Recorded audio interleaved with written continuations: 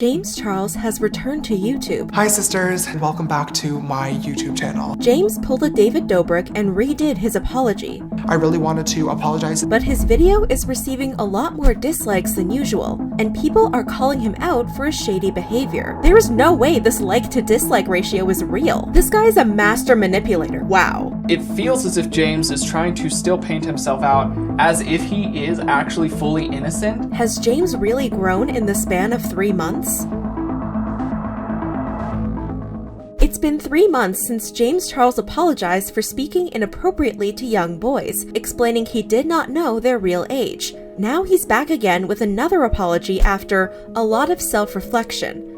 On July 2nd, James uploaded a 30-minute video titled An Open Conversation. In a chit-chat get ready with me style video, James addressed what happened a couple of months ago. Before going into the details, he explained his reasoning for doing his makeup while having a serious conversation. I am really bad at just sitting down in front of a camera and talking. That last video was definitely not a great one. It was a miss. It was obviously really embarrassing. I do recognize that a chit chat get ready with me might not feel like the most appropriate format for a serious conversation. For me, makeup is like my art form, it's my therapy, it helps me calm down and reduce my anxiety. Then, for about 17 minutes, James addressed some allegations and what he self-reflected on. He brought up the 2 boys he mentioned in his previous video, admitting he was upset at the time because they lied about their ages. However, after taking a step back, James said he realized it is his fault and said he needs to be more responsible by finding out people's ages. James addressed the comments about people calling the situation a scandal that will just brush away. James said calling it a scandal feels like it's making light of what actually happened. He said he is not taking this situation lightly, and instead, this was an important wake-up call. He said this is the most embarrassing thing to happen to him, even more than Dramageddon 2.0. He said he recognized he made a lot of promises back then, so now it looks like he hasn't learned anything, adding he felt like he let his supporters down. James had a message for his fans while beating his face with a beauty blender. I am so sorry for disappointing you guys and letting you down once again. James also apologized to the people affected. I really wanted to apologize to the people affected and also hold myself accountable for the role that I did play. James kept calling the situation embarrassing, but said he does want to be held accountable so he can show his growth and the person that he really is. James then addressed a Twitter thread he saw during his social media break. He says the thread was titled The 20 Victims of James Charles and essentially called it a lie. I'm just not comfortable with this video or really any video moving forward allowing anybody, let alone my followers, to think that there are any victims of James Charles, let alone 20 victims of James Charles, because that is completely, unequivocally not true. Despite saying all the accusations were a lie, he only addressed 2 of the accusers. He said he did not group one of the 18-year-old guys and clarified the guy is his friend. He mentioned his former schoolmate who made a video about him and said they already admitted to making the video for clout. James addressed people saying there's a pattern here, with James saying he's the victim. James said he understood. Because if I was on the outside, I'd be saying the same exact thing. It looks so suspicious. James then spoke about dating apps and his love life. James said he thought he could live a double life as an influencer and a regular guy. Really was convinced that I was able to live this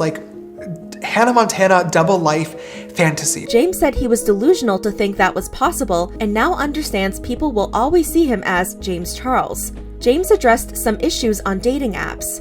He said he was on Tinder and flirted with guys because that's the whole point of an adult dating app. He said once he found out some people were lying about their age, he stopped talking with them and blocked them. He said he was later banned off Tinder for catfishing as himself, but the allegations claim he was allegedly catfishing as a female. James also said he was using the celebrity dating app Raya until someone recently leaked a DM. As a result, Raya denied his request to rejoin. James expressed his struggle with finding love. I kept thinking why does this keep happening to me? What am I doing wrong? Why can't I just find somebody who likes me for me? James said he was trying to find the one, but he realized he was delusional for not knowing he could get hurt. People talking to him for the wrong reasons or taking advantage of him. Despite the hurtful behavior of other people, James said the situation is still his fault. James said he wished he kept everything private. I wish more than anything I could go back in time and stop myself from making all those jokes about straight guys years ago and talking about dating and how I was single and how I wanted a boyfriend so badly. I wish more than anything that I kept that private. James clarified he stopped flirting with straight guys. James spoke about how people can use his name to make a viral video, despite the video or screenshot being fake. James said all this does is discredit actual victims who come forward and makes it harder for people to believe screenshots because it's so easy to Photoshop. James said it feels violating and dehumanizing when actual DMs get leaked. I'm still a human being that deserves privacy and respect like everybody else. Despite asking for privacy, James once again said the situation is his fault. James said this is not a no more lies style video where he brings in receipts. He admitted he doesn't have any screenshots because his interactions with guys lasted for 5 minutes, an hour, a few days at maximum. James said he wasn't taking screenshots of what was being said and claimed some conversations spreading on social media are fake and Photoshop. James explained another reason he was unwilling to share proof, even if he had it. You know, no matter what sort of receipts, there's always going to be a group of people that refuse to believe it because the narrative and the drama and the tea is simply more fun and more entertaining. James said he has made a change in the way he approaches men now. He finally started asking for ID. James said he should be doing more to protect himself, his brand, and privacy. James then went back and forth trying to defend himself. I recognize that although I was not guilty of what I was being accused of, I was not innocent in general and did need to make a lot of changes and apologize moving forward. So I'm not trying to invalidate any of those people, but at the same time, you can't be a victim of something that did not happen. James continued to defend himself and shifted the focus to his audience. I know the person that I am, I know what I've done, I know what I have not done, and I know what I need to work on. All I can hope is that there will always be people out there who are willing to let other human beings learn and grow from their mistakes. James also brought up the infamous "I'm desperate" line. I think I have to, and that is that I'm desperate. He decided to retract his statement. Looking back now, that was not the right word to use. James said saying he was desperate was not supposed to be an excuse for what happened. Despite everything that happened, James is not taking a break from the dating world. Instead, he is going to be more careful. And I am going to be so much more careful moving forward with every single person that I talk to or interact with, but that doesn't mean that I still don't want to find my right person, just like everybody else. I just don't exactly know how to go about that yet. Even though James said he would be careful, he warned his viewers that fake content will most likely still emerge. Unfortunately, no matter how careful I am, I'm most likely still going to run into people that will always value likes or making a video over somebody's privacy and feelings. James spent the remaining 8 minutes of his video talking about his personal life, including how he got vaccinated and his birthday vacation experience. He finished off his makeup look with butterflies on his eyelids, adding that it's a sign of rebirth and regrowth. People weren't happy with James's video and called him out for his inconsistent behavior. Many people didn't buy James's claim that he's bad at talking in front of the camera. James, that's your job. Sir, you're a YouTuber? Literally his job. Another person questioned if he really grew from the situation. Saying you've grown and actually growing are two different things. Some people pointed out the bad taste in James's "get ready with me" style video. The fact that he says he doesn't want to make light of this topic but is doing a makeup tutorial while talking about SA. The fact he did this while doing his makeup is so cringe and inauthentic. I understand that makeup helps him relax and it's his own sort of therapeutic outlet, but something about trying to make himself look beautiful with the makeup and make a beautiful look while talking about his severe mistakes doesn't sit right. Obviously, we're not in his mind, but in my opinion, he's not sorry. He's sorry it's affecting his wallet. Others brought up how often James called the situation embarrassing. Continually mentioning how embarrassing it was seems more like damage control and fishing for sympathy than actually being apologetic and taking ownership for what happened. What's also strange is James titled his video an open conversation, but recently privated his initial "holding myself accountable" video. It's unclear what he was thinking, but this definitely shocked people. He never held himself accountable. It was all fake bullshit. LOL. Just like Pride logos after June, James Charles deleted his "holding myself accountable" video. One person seemed to suggest it was hard to believe any of James's apologies after he taught people on Instant Influencer how to make an apology video. Take this from me because I've had to deal with this. As an influencer, when you grow a following, you will either say or do something that people might not like and might not agree with, and eventually, you might have to apologize. That didn't age well. Another person called him out for how he was reflecting during his 3 months away. The way James Charles took a vacation on a private island or something and then hosted a birthday party with all his rich friends just to say he took time to reflect and change is killing me. Who does this man think he is? For context, James said he and his closest friends rented a house in Coachella and did Camp Charles, a summer camp-inspired hangout.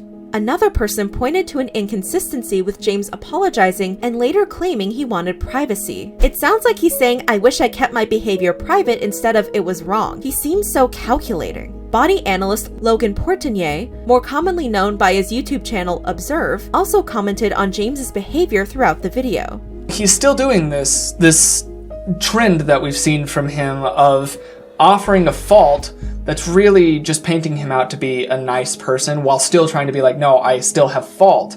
And it feels as if James is trying to still paint himself out as if he is actually fully innocent, but he's trying to say, no, I'm not fully innocent. I'm just too open. I'm just too sharing. I'm just too willing to allow people to come into my life. I have difficulty in and of myself believing that he's totally faultless or that his faults are these very sweet, benign things. And this happened quite a lot in his video, where he would put the fault on himself. These stories and accusations are going to follow me for the rest of my life, but at the end of the day, it's my own fault and my own responsibility finding somebody not great that doesn't want to talk to me for the right reasons, and that is nobody's fault other than my own. Talking about dating and how I was single and how I wanted a boyfriend so badly, I wish more than anything that I kept that private. I recognize that this is my own fault. It already feels really, really violating and dehumanizing, but at the same time, once again, it's my own fault. I finally understood why I kept getting into this position over and over and over again, and how it was my own fault and nobody else's. Some people were on the fence. It's so aggravating because part of me feels bad and thinks he actually is trying to be better, but the other half is still questioning if he's being serious and what he's done in the past. I don't know if he's being honest or if he's lying. All I know is that if this happens again, I'm not gonna believe him. Another person expressed they were still waiting to see a change. I strongly believe in forgiveness and new chances, but we need to see a true change.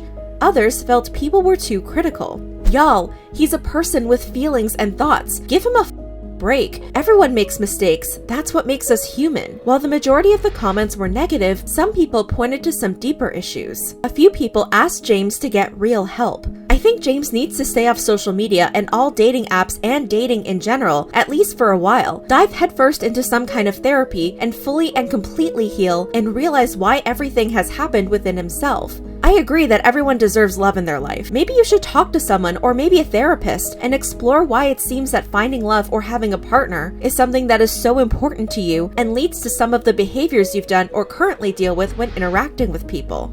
And this seems like some advice worth looking into. You may remember in our previous video about James, we spoke about being desperate for love. Psychotherapist Philip Chard said desperation for a relationship could be a sign of underlying trauma, and James most likely has trauma because of his hypersexualized childhood. In May 2017, James shared with us that he used to speak inappropriately with older men when he was 12 years old. Every single time, it would always be a guy who was above age, doing his business, and then when he would ask me to take my clothes off, I'd always be like, oh, my camera's broken. Although this is a horrible idea, I did not break any laws, which is great, obviously, but once again, still, please do not do this. Literally ever. James even admitted he became addicted to interacting with these older men. While this isn't an excuse for his behavior, it does shed some light on what he may need to figure out in the therapist's office. James claimed he has spoken to friends, family, role models in his industry, and professionals, but it's unclear if these professionals are therapists and if this was an actual session. There were also a lot of people who wanted to see James grow and change through his actions, but this is hard to show, especially in 3 months. This is something only time can show. 7 days later, on July 9th, James made a speedy return with a regular vlog-style video titled Baking My Own Crumble Cookies. In the video, James attempted to make crumble cookies from scratch. It received a lot of likes and positive comments from his fans, but there was still a lot of negative feedback as well.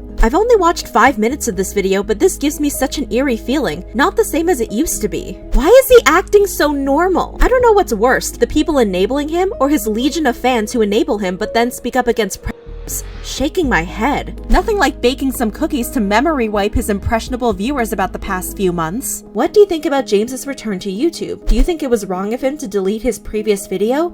Let me know in the comments below.